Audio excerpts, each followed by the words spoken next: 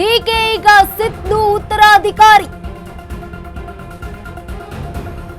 CLP ನಾಯಕರಾಗಿ DK ಆಯ್ಕೆಯಾಗಿದೆ. ಇದು ಅಧಿಕೃತ ಅತ್ಯಧಿಕೃತ ಆಗಿರುವಂತಹ ಮಾಹಿತಿ. ಕೆಲವೇ ಕ್ಷಣಗಳಲ್ಲಿ ಲೋಕಭವನಕ್ಕೆ ಡಿಕೆ ಶಿವಕುಮಾರ್ ಎಂಟ್ರಿ. ಡಿಕೆ ಈಗ ಸಿದ್ದರಾಮಯ್ಯ ಅವರ ಉತ್ತರಾಧಿಕಾರಿಯಾಗಿದ್ದಾರೆ. ಸಿಎಲ್ಪಿ ನಾಯಕರಾಗಿ ಡಿಕೆ ಆಯ್ಕೆಯಾಗಿರುವಂತದ್ದು ಸಭೆಯಲ್ಲಿ. ಇದು ಅಧಿಕೃತ.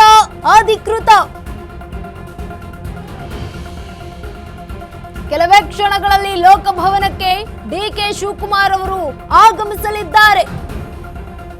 ಡಿಕೆ ಶಿವಕುಮಾರ್ ಅವರೇ ಈಗ ಸಿದ್ದರಾಮಯ್ಯ ಅವರ ಉತ್ತರಾಧಿಕಾರಿಯಾಗಿದ್ದಾರೆ. ಅಧಿಕೃತವಾಗಿ ಸಿಎಲ್ಪಿ ನಾಯಕರಾಗಿ ಡಿಕೆ ಶಿವಕುಮಾರ್ ಅವರ ಆಯ್ಕೆಯಾಗಿರುವಂತದ್ದು ಸಿಎಲ್ಪಿ ಸಭೆಯಲ್ಲಿ.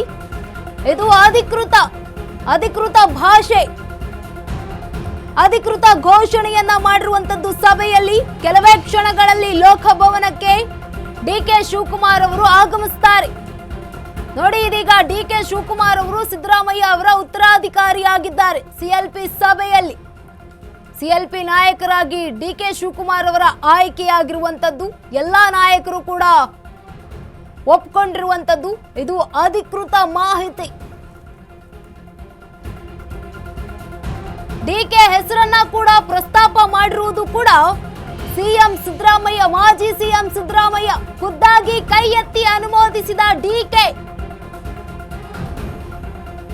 ಹೈಕಮಾಂಡ್ ನಾಯಕರಿಂದಲೂ ಕೂಡ ಅನುಮೋದನೆ ಆಗಿರುವುದು. ಕೈ ಎತ್ತಿ ಅನುಮೋದಿಸಿದ ಕೆಸಿ ವೇಣುಗೋಪಾಲ್, ಕೈ ಎತ್ತಿ ಅನುಮೋದಿಸಿದ ಸುರ್ಜೇವಾಲಾ, ಎಲ್ಲರ ಬೆಂಬಲ ಕಂಡು ಡಿಕೆ ಶಿವಕುಮಾರ್ ಅವರು ಭಾವುಕರಾಗಿದ್ದಾರೆ. ಸಿಎಲ್ಪಿ ಸಭೆಯಲ್ಲಿ ಡಿಕೆ ಹೆಸರನ್ನ ಕೂಡ ಪ್ರಸ್ತಾಪ ಮಾಡಿರೋದು ಸಿದ್ದರಾಮಯ್ಯ ಅವರು. ಜೊತೆಗೆ ಖುದ್ದಾಗಿ ಕೈ ಎತ್ತಿ ಅನುಮೋದಿಸಿದ್ದಾರೆ ಡಿಕೆ ಹೆಸರನ್ನ. ಡಿಕೆ ಕೈಯನ್ನೇ ಎತ್ತಿದ್ದಾರೆ. ಹೈಕಮಾಂಡ್ ನಾಯಕರಿಂದಲೂ ಕೂಡ ಈ ಒಂದು ಹೆಸರು ಅನುಮೋದನೆ ಆಗಿರುವಂತದ್ದು ಸಿಎಲ್ಪಿ ಸಭೆಯಲ್ಲಿ. ಕೈ ಎತ್ತಿ ಅನುಮೋದನೆ ಮಾಡಿರುವಂತದ್ದು ಕೆಸಿ ವೇಣುಗೋಪಾಲ್ ಅವರು. ಸುರ್ಜೇವಾಲಾ ಕೂಡ ಈ ಒಂದು ಹೆಸರನ್ನ ಪ್ರಸ್ತಾಪ ಮಾಡಿದ್ದಾರೆ ಸಿಎಲ್ಪಿ ಸಭೆಯಲ್ಲಿ. ಎಲ್ಲರ ಬೆಂಬಲವನ್ನ ಕಂಡು ಡಿಕೆ ಶಿವಕುಮಾರ್ ಅವರು ಭಾವುಕರಾಗಿದ್ದಾರೆ. ಕನಕಪುರದ ಬಂಡೆಯ ಕಣ್ಣಲ್ಲಿ ಕಣ್ಣೀರು ಬರ್ತಾ ಇದೆ, ಆನಂದ ಬಾಷ್ಪ.